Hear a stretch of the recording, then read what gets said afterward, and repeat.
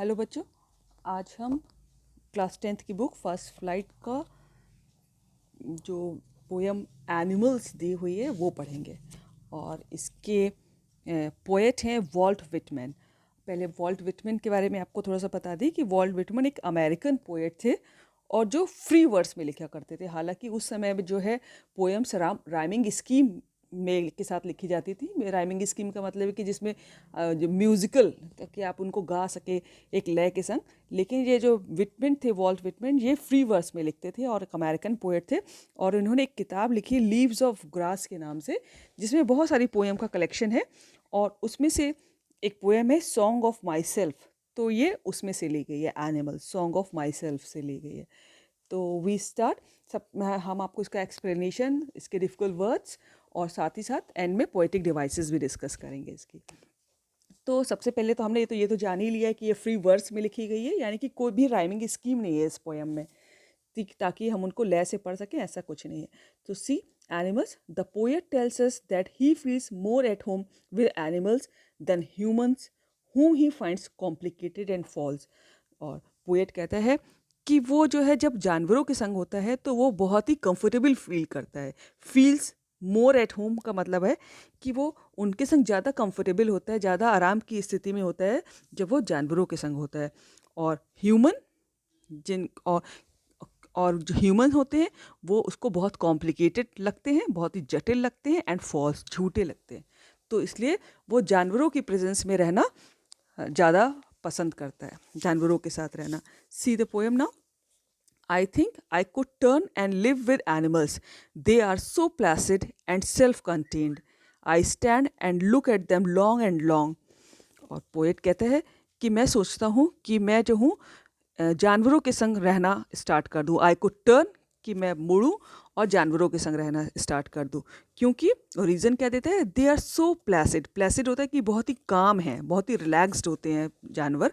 And self contained, और self contained मतलब है कि वो अपने आप से मतलब रखते हैं, है ना, दूसरों से मतलब नहीं होता कि कौन क्या कर रहा है। जैसे ह्यूमन बींग्स की आदत होती है कि पड़ोसी क्या कर रहा है, ये क्या कर रहा है, उसका क्या चल रहा है, सब जानने की। तो जानवरों में ये आते थे, वो सेल्फ कंटेन्ड होते हैं, अपने आप से मतलब रखते हैं। तो आई एम रिपीटिंग कि पोएट सोचता है कि मैं जानवरों की तरफ मुड़ जाऊं, जानवरों के संग रहना स्टार्ट कर दूं, क्योंकि वो बहुत ही प्लेसिड होती है, बहुत ही काम होते हैं, शांत होते हैं और अपने आप से मतलब रखते हैं, उनको दूसरों से लेना देना नहीं होता। I stand and look at them long and long. और मैं जो हूँ खड़ा होता हूँ और उनको जब देखता हूँ और बहुत समय तक देखता रहता हूँ, long and long. See the poetic devices in first 3 lines.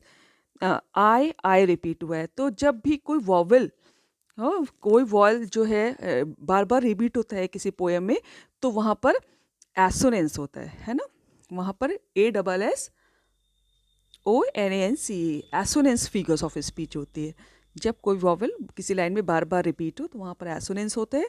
और यहाँ पर आई और आई 2 बार रिपीट हुआ है। See in the first line they are के बाद जो है कोई भी पंचुएशन मार्क नहीं है, कोई कॉमा, कोई फुल स्टॉप, कुछ नहीं है।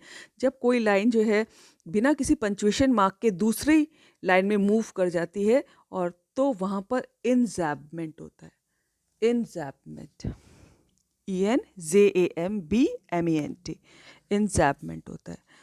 और एक और डिवाइस हमको दिख रही है यहाँ पर थर्ड लाइन में, देखिए long and long. Long and long जो वर्ड है 2 बार रिपीट हुआ है, तो यहाँ पर रिपीटिशन पोएटिक डिवाइस है। रिपीट होने को रेपिटेशन कहते हैं। जब कोई वर्ड बार बार रिपीट होता है किसी लाइन में तो हम वहाँ पर रेपिटेशन कहते हैं, तो वहाँ पर रेपिटेशन है। So we move further. Now, they do not sweat and whine about their conditions. They do not lie awake in the dark and weep for their sins. They do not make me sick discussing their duty to God. और फिर यहाँ पर देखिए poet कहता है कि they do not sweat and whine. whine होता है शिकायत करना, कंप्लेन करना, और sweat होता है पसीना। अबाउट देयर कंडीशंस, की जैसे कि जो जानवर होते हैं, जो एनिमल्स होते हैं, वो पसीना नहीं बहाते। यानी कि जैसे कि ह्यूमन बींग्स की आदत होती है कि वो पैसा कमाने के लिए या फिर इज्जत कमाने के लिए, किसी चीज़ के लिए भी बहुत पसीना बहाते हैं, खास करके पैसा कमाने के लिए बहुत मेहनत करते हैं। लेकिन जानवर ऐसा नहीं करते, तो ये बात उनको बहुत पसंद है। And wine, about their condition. Wine होता है कि कंप्लेन करना अपने कंडीशन के बारे में। जैसे ह्यूमन बींग्स में आदत होती है कि वो जो है किसी भी कोई उनको तकलीफ़ होती है या फिर बहुत काम करते पसीना बहाते तो उसको कंप्लेंट करने लगते हैं, लेकिन जानवर कभी भी एक दूसरे से शिकायत नहीं करते अपनी कंडीशन के बारे में। तो ये बात पोएट को बहुत पसंद है और जिसकी वजह से वो सोचते हैं कि वो एनिमल्स के संग रहना शुरू कर दें। नेक्स्ट लाइन देखिए, दे do not lie awake in the dark and weep for their since. और वो जब डार्क मतलब यहाँ पर डार्क का मतलब रात है होती है, और कि जब वो रात को जो लेटते हैं तो वो सिर्फ लेटे रहते हैं, सो नहीं पाते और अपने जो पाप किए होते हैं और वो उसके लिए रोते हैं। ये सब ह्यूमंस की आदत होती है कि जब वो रात को सोने का समय होता है तो वो लेटे रहते हैं, अवेक करते रहते हैं, जगते रहते हैं और अपने जो द्वारा जो पाप किए गए उनके लिए रोते रहते हैं। लेकिन जो एनिमल्स होती हैं दे do not lie awake in the dark and weep for their since. जो जानवर होते हैं वो रात को जगते नहीं हैं और ना ही अपने द्वारा किए गए पापों के लिए रोते हैं। तो ये बात उनको पसंद है जानवरों की, पोएट को। लास्ट लाइन देखिए इस स्टैंजा की, they do not make me sick discussing their duty to God. अब वो कहते हैं कि जिस तरह ह्यूमन बींग्स जो है जो अपने भगवान के प्रति जो भी ड्यूटी वो अपनी समझते हैं करता है, वे समझते हैं जब वो करते हैं कि हम मंदिर गए, हम चर्च गए, आज हमने गरीबों को खाना खिलाया, इस टाइप की जो भी ड्यूटी जो उनको लगता है कि वो जो उनको भगवान के करीब ले जाती है, जब वो ये सब करते हैं तो वो गाते हैं, लोगों से डिस्कस करते हैं, और जो पोएट को बिल्कुल पसंद नहीं है। लेकिन जो जानवर, I am repeating this line, they do not make me sick discussing their duty to God. वो ऐसा कुछ भी नहीं करते कि अगर उन्होंने कुछ कि वो उन्होंने जो कुछ किया वो एक दूसरे से गाएं, अपनी बातें बताएं, तो वो ये सब नहीं करते। तो ये बात उनको जानवरों की पसंद है।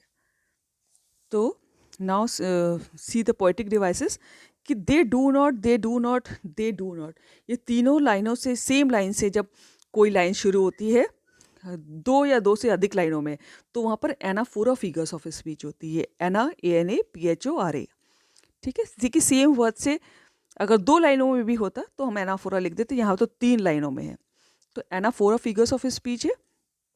और इसमें देखिए थर्ड लाइन में they do not make me sick, है ना। जब कोई भी साउंड में बार बार रिपीट होता है लगातार कंसेक्यूटिवली, है ना, तो वहाँ पर एलिट्रेशन फिगर्स ऑफ स्पीच होती है ना। मा साउंड आ रही है, मेक मी मा साउंड रिपीट हुई है, दोनों एक साथ, तो यहाँ पर एलिट्रेशन फिगर्स ऑफ स्पीच है। और मुझे एक और दिखाई दे रही है यहाँ पर कि स्वेट एंड वाइन। यहाँ पर स्वेट का मतलब वाइन का मतलब शिकायत करना होता है, और यहाँ पर उन्होंने कंपैरिजन किया है, तो यहाँ पर मेटाफर फिगर्स ऑफ स्पीच होती है। जब कि उन्होंने उसकी जानवर शिकायत नहीं करते, स्वेट एंड वाइन करके उन्होंने उसको दिखाया है। तो जब कोई दो चीज़ों में कंपैरिजन बिना वर्ड एज लाइक के होता है, तो वहाँ पर मेटाफर फिगर्स ऑफ स्पीच होती है। तो यहाँ पर मेटाफर फिगर्स ऑफ स्पीच है। नाउ अगला देखिए, not one is satisfied, not one is demented with the meaning of owning things, not one deals और to another, not to his kind that live thousands of years ago. देखिए explanation कि not one dissatisfied, वो कहते हैं जानवरों की एक और क्वालिटी बताते हुए कहते हैं कि कोई भी जानवर डिससेटिस्फाइड नहीं होता। जैसे ह्यूमन बींग्स की आदत होती है कि वो बहुत सारी चीज़ों से कि वो संतुष्ट नहीं होते, और लेकिन जानवरों में ये डिससेटिस्फैक्शन वाली बात कभी नहीं पाई जाती। Not one is demented with the meaning of owning things. और जैसे कि ह्यूमन बींग्स में होती है कि वो ओनिंग थिंग्स को, हर चीज़ को वो ओन करना चाहते हैं, पाना चाहते हैं, और उसके बाद का उनको मीनिया होता है, मीनिया होता है मैडनेस, पागलपन। और डिमेंटेड भी हो, डिमेंटेड का मतलब होता है कि जब कोई आदमी कोई इरेशनल बिहेवियर करने लगे, कि जो बिहेवियर, जो व्यवहार ठीक ना हो, और किसी वो गुस्से की वजह से हो सकता है, एक्साइटमेंट की वजह से हो सकता है।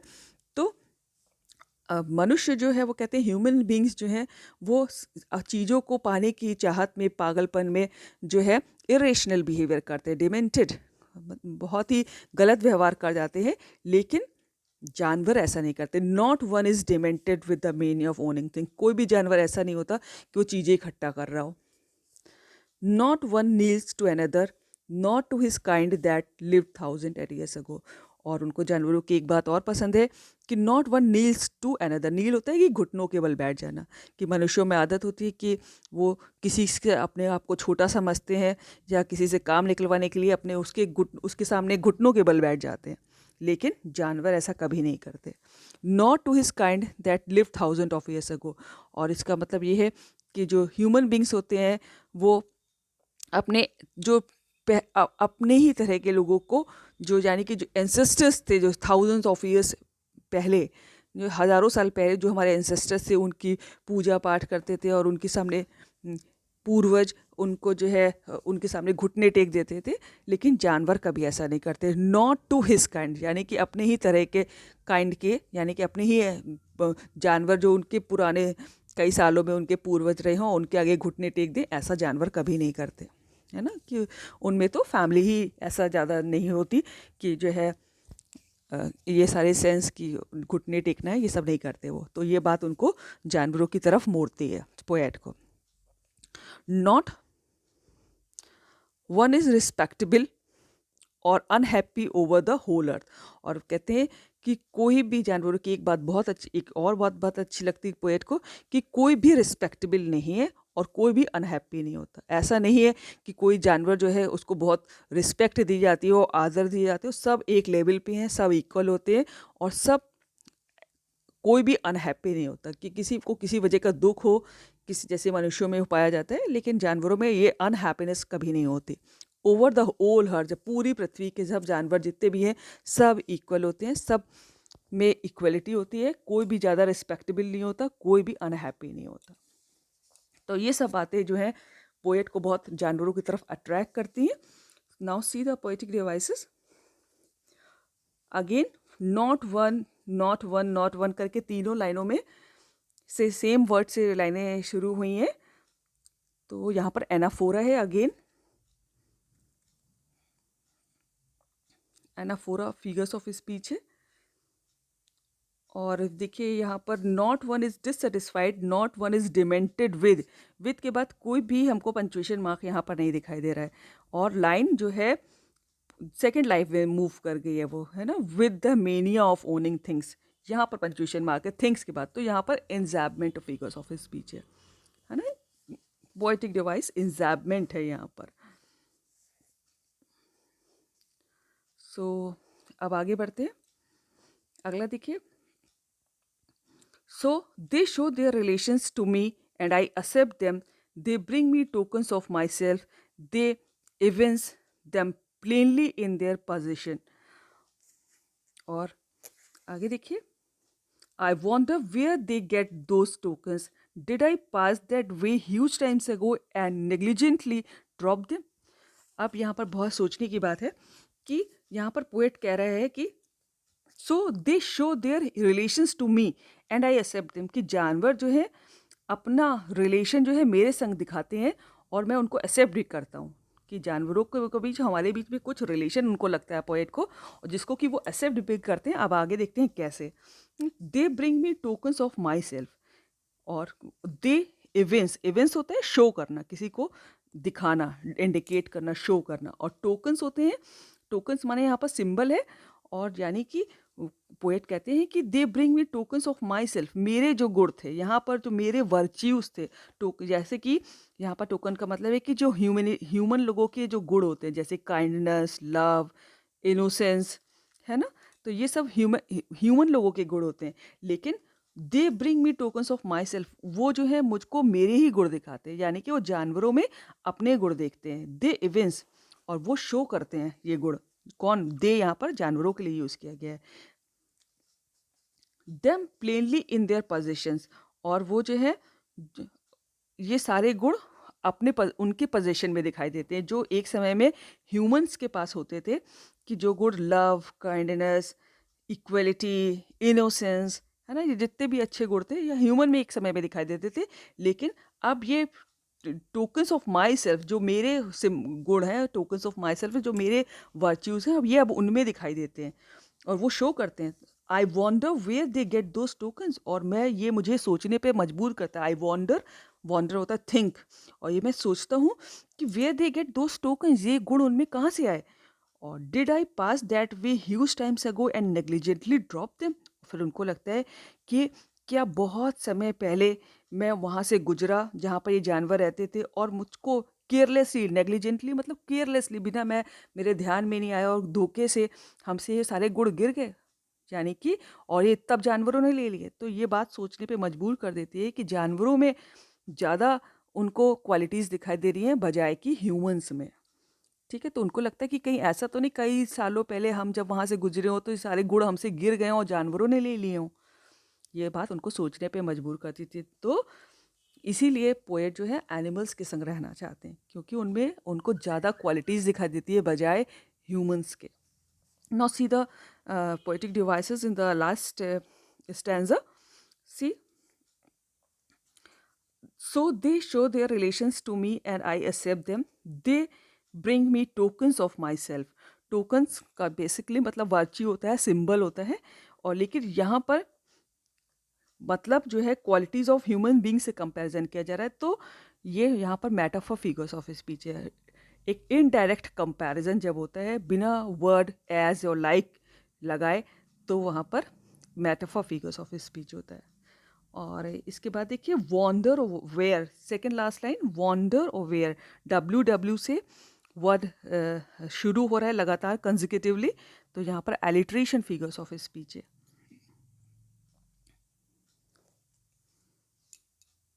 और इवेंट्स के बाद there is no punctuation mark, they bring me tokens of myself, the events, there is no punctuation mark, और लाइन जो है मूव करके सेकेंड उसमें आ रही है, तो यहाँ पर इंजैबमेंट पोएटिक डिवाइस भी है।